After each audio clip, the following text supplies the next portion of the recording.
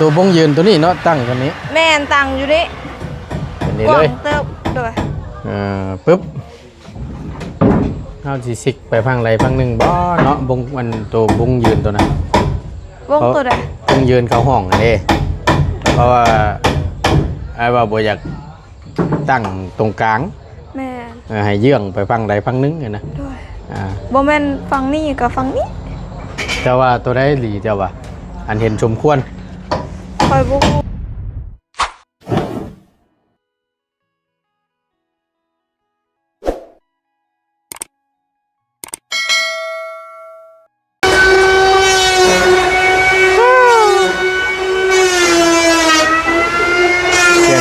พี่น้องไง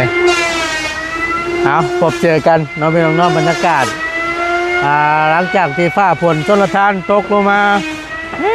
แห้งพี่น้องไงตั้งแต่เที่ยงหลังจากยังดีแต่ว่าชื่อที่ดงที่ดินแม่นกเอิงเพิ่นแล้วเนาะแล้วก็เมื่อกินข้าวพักผ่อนหน่อยนึงฝนน้ำลงว่าสันหากระยุดแล้วก็ได้มาได้ในหน่อยนึงเนาะแล้วก็มาอัปเดตเบื้องไม่มานี่ถือว่าได้ยายเส้นผ่าใส่บงกบคือว่าเกือบจะแล้วแหละพี่น้องเลยเสียงจะลังนิดนึงเนาะเอาก่อนเดินพี่น้องกราบสบายดีและสวัสดีเด้อพี่น้องสบายดีFC เบิร์ดทุกคู่ทุกคนเนาะพบเจอกันบรรยากาศคึมว่าสั้นซะเนาะมาตุนจะมาอัปเดตเบื้องอีกข้อนึงเนาะเสียงก็จะลังนิดนึงขอโทษต่อไปละลายเพราะว่าเพิ่นกบไม่เป็นยังบ่ทันแล้วพี่น้องเนาะเฮ็ดอยู่ทั้งเชิงนะทั้งล่างนั่นแน่บ่าวตะโลเป็นกบไม่48นี่แหละใส่ตัวเส้นปอกเส้นผ่าเพิ่นเนี่ยยายไปน้ำกันพี่น้องเลยเนาะเดี๋ยวขึ้นไปเบิ่งไปส้มน้ำกันพี่น้องเลยทั้งนอกเพิ่นก็เตรียมขี้ลงขี้เลื่อยไว้เนาะก็เตรียมก้อนไว้เป็นกองนั่นแหละเนาะเดี๋ยวขึ้นไปเบิ่งน้ำกันพี่น้องเลยว่าเป็นอะไรเนาะได้ผู้ได้คนเพิ่นก็ทีมงานใส่จวดอันนี้ว่าซั่นเนาะ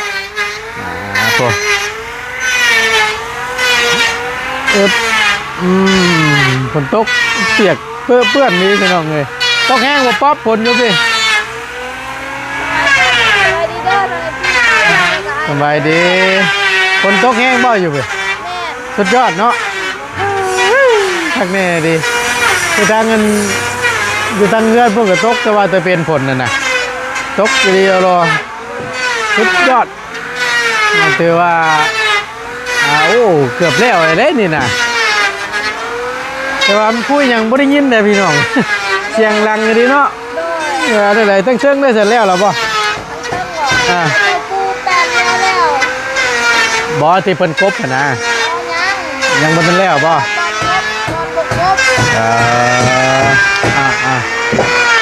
แต่ก็ว่าเรื่องคันห้องคันยังนี่ว่าได้เรื่องคันห้องนิบง่ายเนี่ยแบบจะบ่ได้ยินได้แบบในแนวทางแบบใดพอตูนกันยังบ่ได้นั่นพี่น้องเดี๋ยวเบิ่งเพิ่นยายเส้นผ่าก่อนไปขึ้นไปเบิ่งจังหน่อยป่ะขึ้นได้บ่ได้โอเค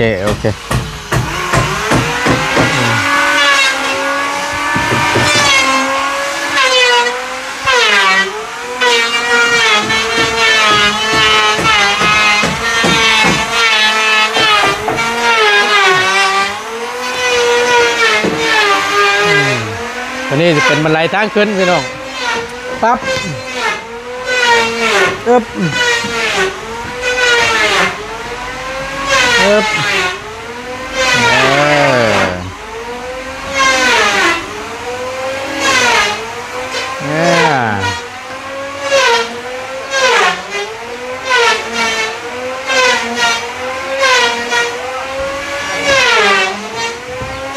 เจียไปน้ำเนาะตึกตะปูอีกว่าพอสั่งตึกตะปูอีกว่าโดนดีกว่าแล้วเบิดแล้วตัวนี้มันเลยตีมันเลยแข็งครับเจอกิ๊กเจียอีกเนาะแต่จะยากแน่ในตัวนี่แหละเนาะจะยากแน่นิดนึงเพราะว่ามันที่ละตัวถึกตัวบ่ว่าอะไร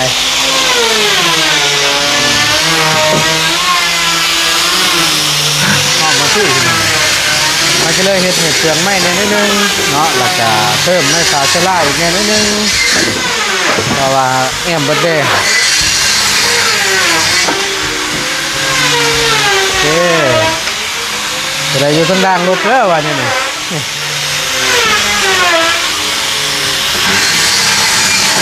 น้องเพิ่นว่าตั้งมุกกบตำบ่ตูนว่าซั่นมันก็สมส่วนมันแล้วพี่น้องเนาะเพราะว่าจากพื้นจากแป้นเป็นหาซื้อรู้ว่าจังเม็ดนะเพราะว่าบาลานซ์ใส่กันนะจากแป้นขึ้นมาเส้นตัวขอบวงครบตั้งนั่นว่า60 เซนหลัง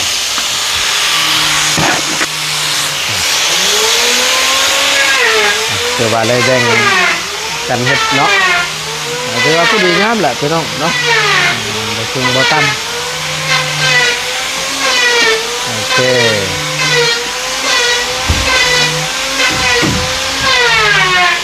ป๊อปกันตัวใดแน่นี่นะกันห้องตัวใดแน่กันบันไดน่ะ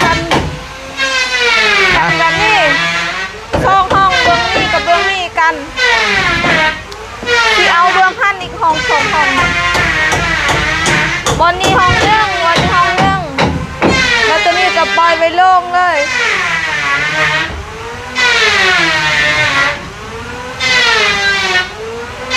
ประตูตั้งอยู่นั่นเข้าห้องนั่นห้องนึงบอกแล้วก็มาห้องนี้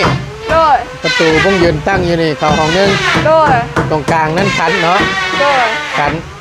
แล้วมันนี่แหละอันวงตัวใหญ่นี่ตั้งอยู่พี่เบาะฮะวงใหญ่นี่ตั้งอยู่พี่เบาะเป็นตัวใหญ่ตั้งอยู่นี่อ๋อช่วยง่ายเบิ้งประตูเบิ้งก่อนจังหน่อย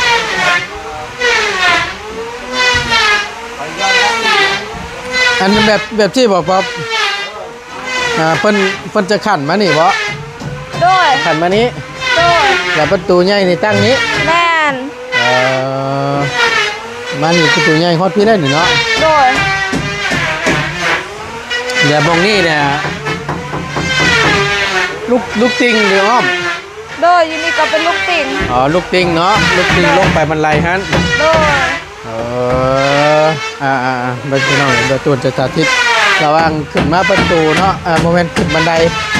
เป็นทางบันไดขึ้นมาปุ๊บมาฮอดนี่นะมันเปิดเข้าประตูใหญ่เลยโดยโอ้ว่าง่ายบริเวณนี่นั่นจะเป็นโถนึงเลยโดยห้องเข้าไปในปุ๊บเนี่ยมันไปเข้าห้องนั้นห้องนึงโดยไปเข้าห้องนั้นห้องนึงตัวนี้จะเป็นโถโล่งเลยตัวนี้โดยเคยว่าง่ายกับมันตัวนี้ประตูใหญ่ปิดแล้วมันเข้าพุ่นห้องนึงนี่ห้องนึงถือว่าเป็นระบบ2 ชั้นในนั้นนี่เนาะคักพี่น้องเลยเนาะดีละตามที่จะแตกต่างกันเด้คือว่าเนาะเพราะว่ามันนั่นเนี่ยอ้อมเพื่อนเพิ่นคนหลายเด้ไว้เครื่องไว้ยังก็ได้เบิดเนาะมีในหันก็ได้หรือว่ามีนั่นก็ไว้บนนั่นก็ได้นอนก็ได้นะเนาะสินอนก็ได้โมเมนต์ยังดอกเรียนน้องเลยมันเป็นห่วงนึงเลยเด้นี่หักแล้วแต่ว่าตัวนี้เนี่ยมันแอมเป็นลูกติงว่าสั้นๆเนาะเป็นลูกติงเอานี่แต่ว่าผู้เป็นติดตั้งกับติดตั้งไปเนาะแต่ทำบ่เชียงได้เข้ามาแล้วบ่ยังเพิ่นไหนอันติดตั้งนี่บ่ตามนี้ได้เนาะได้พูดคุยกันนะพี่น้องเอ้ยเนาะก็นี่ตัวใหญ่นี่ได้ให้เพิ่นประกอบเนาะแม่นแล้วเพิ่นประกอบเอาวงยืนเข้าหั่นละมีแต่ว่าพยายามเสียงลังเลยนะบัด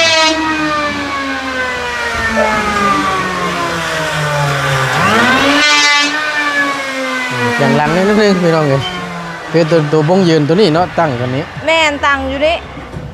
นี่เลยเติบด้วยปึ๊บเอาสิซิกไปฟังไรฟังหนึ่งบ่เนาะบงมันตัวบงยืนตัวนั้นบงตัวใดบงยืนเขาห้องเลยเพราะว่าไอ้ว่าบ่อยากตั้งตรงกลาง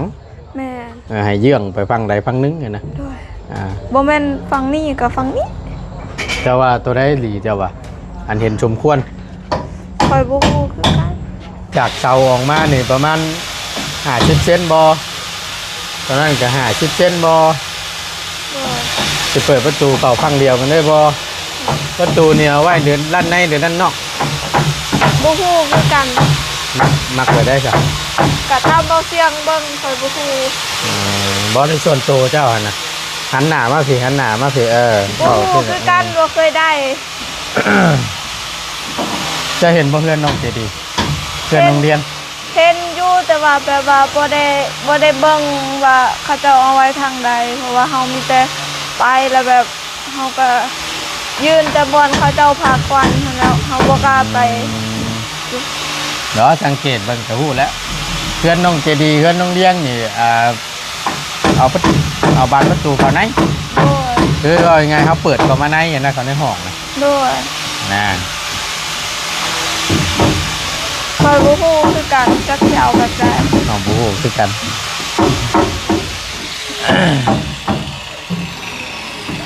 ตั้งตัวในหรือตัวนอกเนาะ โดย แต่ว่าติดตั้งนอกนี่ก็มันประตูก็ทันทีแล้วเปิดออกมาแล้วเนาะ โดย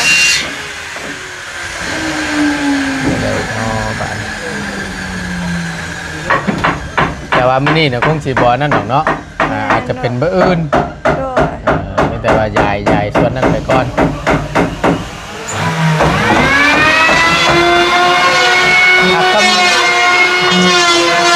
อันนี้ส่วนตัวง่ายเด้ออันนี้ส่วนตัวว่าต้นพี่น้องเนี่ย โดย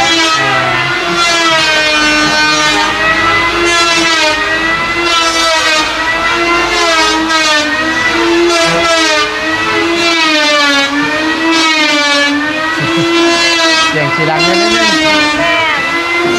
ดังเนี่ยจะไม่รู้เรื่องนะ เอ้าเพิ่นบ่ได้ยินหรอก ฮะ เพิ่นบ่ได้ยินหรอก เนี่ยนะ ทางฟ้าลูกบ่ได้ยินบ่ โอ้ได้ยินเลยเนาะ ได้ยินหรอ ได้ยินเลยบ่ได้ยินเสียงจะนั่นอยู่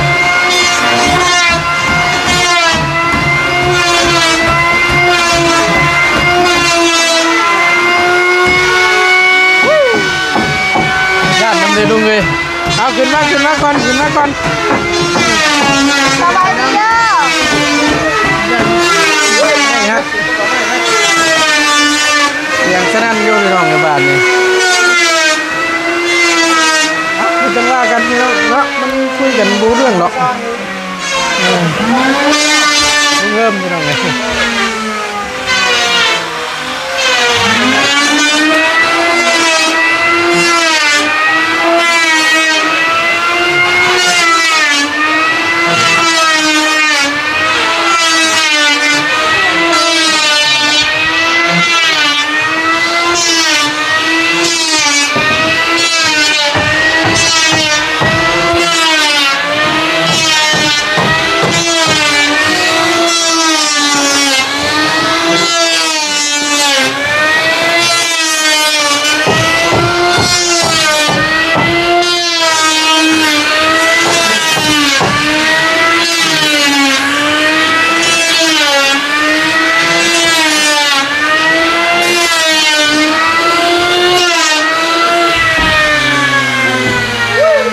ว้าว เราพี่น้องห้องหน้าเนี่ยเขาจับแต่เฮ้ยนี่นะมันคนละกรุ๊ปด้วยนะ มีคนละกบโอ้ยกบตัวนั้นได้ต้มเลยตัวน่ะกบตัวนี้เนี่ยโยนี่กบต้มบ่ได้เลยตัวนี้ เรื่อยเก็บไปพักใส่หญ้าเลยมันถึงงาม โดย โอ้ยคัก ตัวนี้ จะว่ากวดอะไรก็ต้มไว้นี่เอา อันนี้จะได้ยายอันนี้ก้อนได้หน่อยๆเนาะยายตัวนี้ไปก้อนเนาะเบอร์อื่นแล้วก็จะได้เข้าการเป็นตัวขันตัวนั้นละบัดเพราะว่ายายเส้นตัวขันของนี่ก็ยังอยู่พี่น้องเนาะ มันจ่อเลยเราเนี่ยเราตัวตั้งอุปกรณ์ ก็มีแต่ นี่สร้างไว้ดีโลนี่นะไม่เห็นจะงุ้คือไว้แท้ฮะ 7 โมง เออ 7 โมง เสียงเลย เอ จากนี้ยังบ่แล้วอยู่ เสียงกะโหลโปข้าวบ่ แล้วจังได้หม้อพอแห้งเลยเดือนเดียวนึงอันยายอันว่าเส้นผ่ายายนี่ก็ได้ยุ่งกันเด้อ อืม บ่ป๊อบประตูทางเข้าชาววงได้นางนี่ ผู้ เสียงตู้บ่บั่นทั้งเพลงมาจัก เอาบนนี่บ่ กดให้เราแน่แล้วอ่ะป๊อบยักให้เลยกดจัก มาหับจักบ่ผลจักอ๋อ มาให้เรื่อง ผลเขียวเลื่อย ครับจักบ่ ผลนะผลเขียวเลื่อยให้เรานี่แม่นบ่ผลเขียวจักนี่นะโอ้จักช็อตเอาได้น่ะ เนาะมันยวดแล้วหรอมันก็จะเป็นแต่มึนแล้วฉายมันขาดนะเนาะเอาไงก็จะเป็นแต่ช็อตแต่ว่า ดีดบ่าดีดเลยบ่เอาเห็ดผัด โอ้รายละเอียดยิบเลย แม่น ฉากอยู่ยอมครับอยู่ เดือนหนึงปิ้ว เด้งด้วยตาไหนต้องเอา หูเลยมองไหนมันสูงมันต่ำเนาะ ไว้พี่น้องเลยยอมรับไว้ ฉากอยู่ มาครับนี่เดินแค่ซีเรียลเลย แป้นนี้มาเห็นอยู่เขาถึงถามเราอ่ะ เจ้าชื่อไม่ได้ใช้ใหม่หรอเพี้ยนกันนี่แล้วเราก็มีนะ มันจะมือกันเด้อเด้ เจอกัน ผมมีมงคลจุดอ้อ แม่น ขอโทษด้วยน้องไอ้ป้องสิทมน้ำลายกับผมนี่ โอ้ยบ่มีดอก ทำไมเห็นยังครับ หยอกอีกอยากทนมึง ทำ ละ ไมโมเห็นคือ ฮะ โอ้ย เฮ็ดดู กระเฟืองนั่นแหละ มันไม่โมเห็นเนาะ โดยไม่ ไม่เห็นครั้ง เราเผื่อไว้เด้ถึกแล้ว กันไม่แห้งปูไปนี่เราตำลังนี่สิงามครับเนาะ น้ำ เทคนิคในการปูแป้นว่าสั้นซะ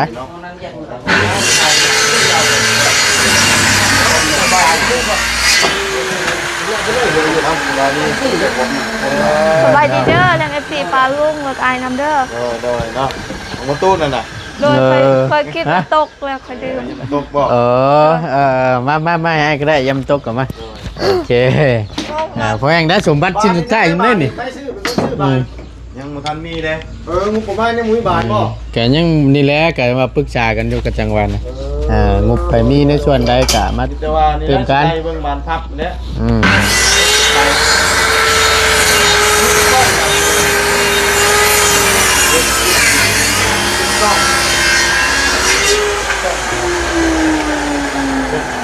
ต้องซื้อหูต้องซื้อบาท ต้อง4 บาทบอก แม่น ต้อง4 ใบที่บน4 บาท 2 3 4 นะ ใบพับบานพับไปได้เอิ้นบานพับเว้ย เดี๋ยวเจ้า เจ้าอันซ่องไป4 บาทเลย เอา4บานพับเด้ เออ ถึงแล้ว รวมเบิดเท่าไหร่เลย สัก8นะ เฉพาะตัวน้อยเนาะ แม่น ตัวนี้ดี2มันบอก นั่น3เหมือนบ่ ตัวน้อยตัวยืนนะ นะ ตัวยืนนี่3บ่ปกติ 3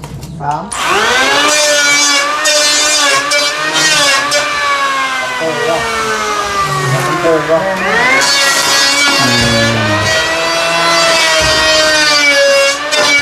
เอามองโน่นก็นะอะไรกันแล้วเราสิกบไปมันหลังเดินเป็น ให้3ไม่ใช่2 มันหลังนะ เคยได้ยินเคยถามโตนะตัวใหญ่เลยผมคิดชุดเลยกัน4เลยว่าชามที่ต้องข้างละ3เนาะ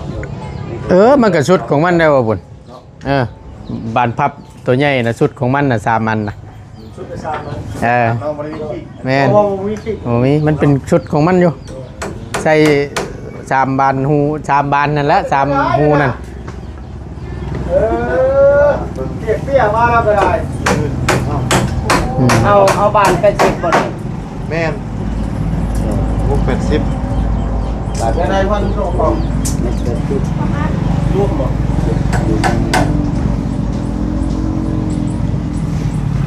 ตัดหน่อยนึงเนาะ พอว่ามัน80เนาะ 80 ปลาย กว้าง80เซนมันโอ้แม่น สวงเพิ่น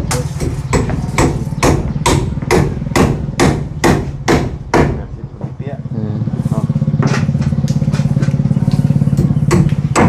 แข่งบก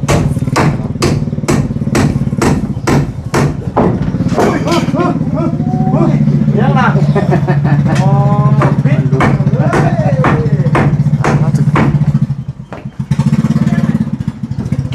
ตอกมันพิษมันลุยดึงนี่มัน เม็ดเก้า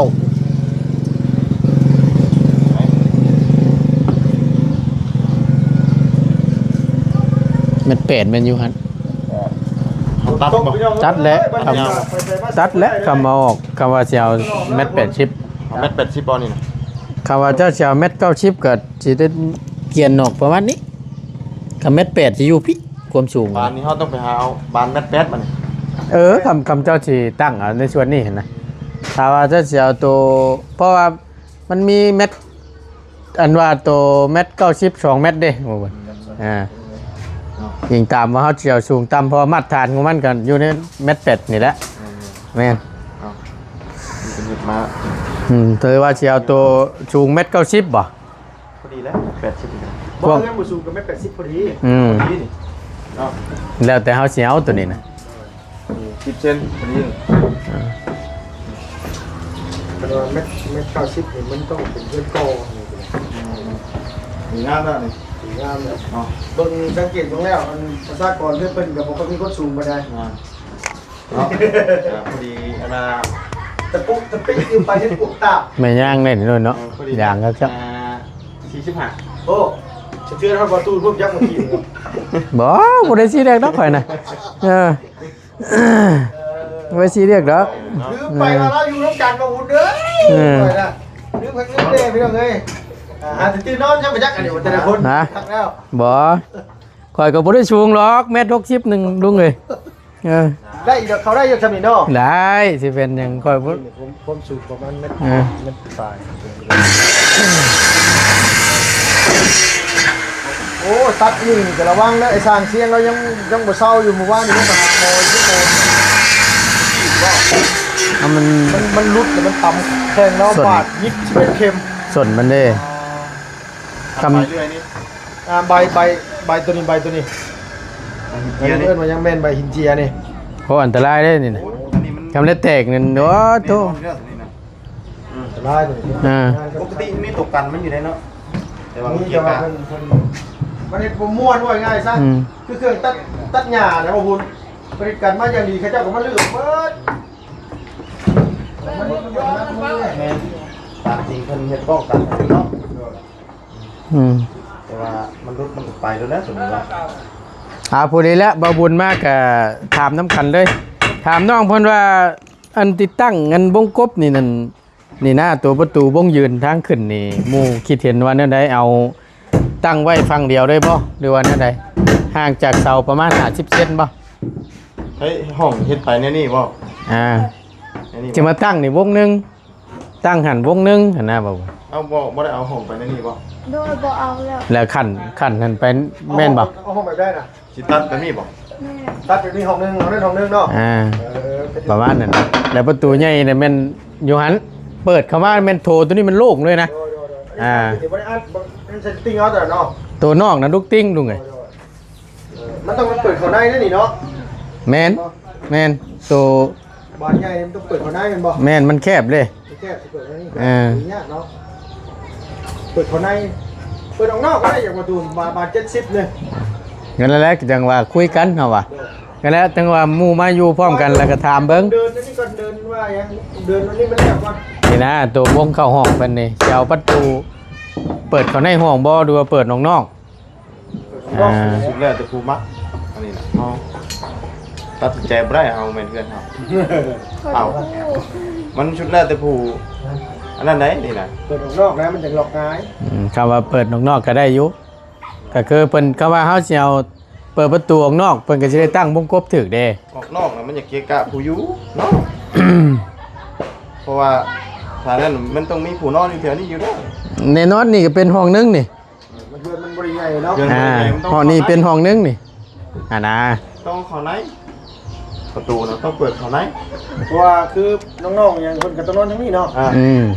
เพราะว่านี่ห้องนึงเลยเด้หันห้องนึงแล้วเข้ามานี่ก็นอนนี่ก็ได้แล้ว เปิดเข้าใน À. เปิดเข้าในเอาเนาะ ต้องเข้าใน ตัวล็อกมันก็เขาไปซื้อหูกระต่ายเอาเนาะตัวล็อก ได้บัดนั่นแหละก็จังว่าปรึกษากันถามกันเบิ่งว่าสิ ตามหูแล้ว แบบไหน แล้วเราอยู่ตามหูเลยคือจะทำเรื่องบ่บุญต้องเอาเข้าในไป เรื่องลังก๊อกเดี๋ยวเอาออกนอกแบบนี้แล้วขอไล่นะครับขอไล่ เราเข้าในก็จะได้ให้พอสร้างกันตั้งตึกอ่า เขาให้แต่ว่าตัวพันข่อยบ่รู้คือกันเดี๋ยวสิทำบ่เสื่อมอีกเทื่อ ตัวนั่ง ทำพอสร้างนี่นะเราเห็นเรียกมาหลายงานเลย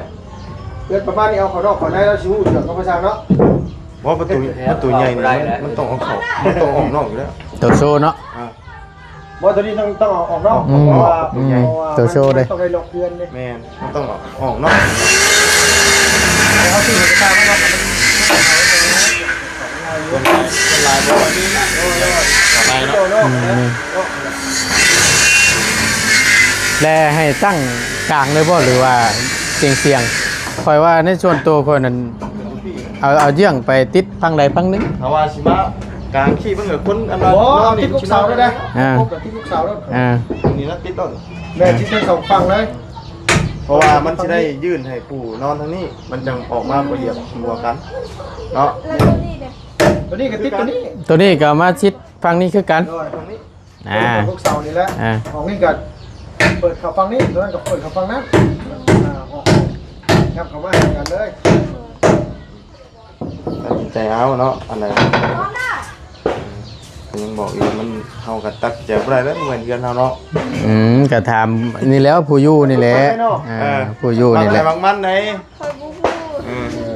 บาง เพื่ เทื่อ อเปิดเขาในแล้วห้องน้อยนะเพราะว่ามันจะมุกิกะอันนั้นกู ปู่อยู่นอก เวลาเขาห้องมันจะปิดห้องของมันแล้วก็แล้วเวลาก็ต้องเก็บเขาได้ มีแต่ว่าเรื่องบ้านพับเดี๋ยวค่อยเงินที่เดือนละเดี๋ยวดำเนินการให้มื้ออื่นอันนี้อย่างหนึง ไล่เอามันมีจักหูก่อนล็อกมีจักอัน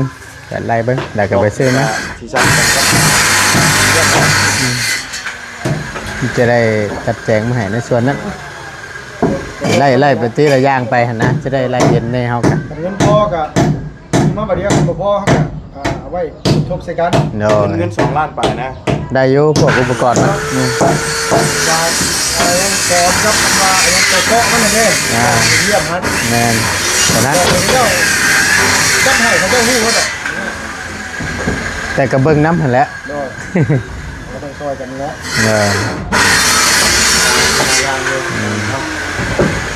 หลายอย่างไม่หลาย ได้อยู่หรอก โอเคชนะงาม ไปอยู่ดีมีแห้งพี่น้องเลยเนาะลำลาหลับบาทนี่ประตูนก็ได้เนาะ คำว่า เป็นจังใดก็จังเบิ่งน้ำกันอีกทีนึงเนาะ ว่าจะได้นอนน้ำกันหลายคนอยู่ยอดนึงนะ นะ ยอดมีใหญ่ขนาดกันสมมุติขนาด ไอ้นอนกันมาผู้ใดนอนผู้เดียวก็เอาย้อนไปหน่อยนึงนะครับไอ้ตัวนี้ใหญ่กว่าครึ่งนึง โดย สมมติ โอเคพี่น้องเลยไปประตูนก็จะได้ขอจบคลิปปิดคลิปก่อนเนาะขอโทษขอไปในเสียงหลังน้ำเนยนิดนึงเนาะขอโทษหลายๆเด้อพี่น้องอยู่ดีมีแห้งพี่น้องโชคมันร่ำรวยสบายดีเด้อ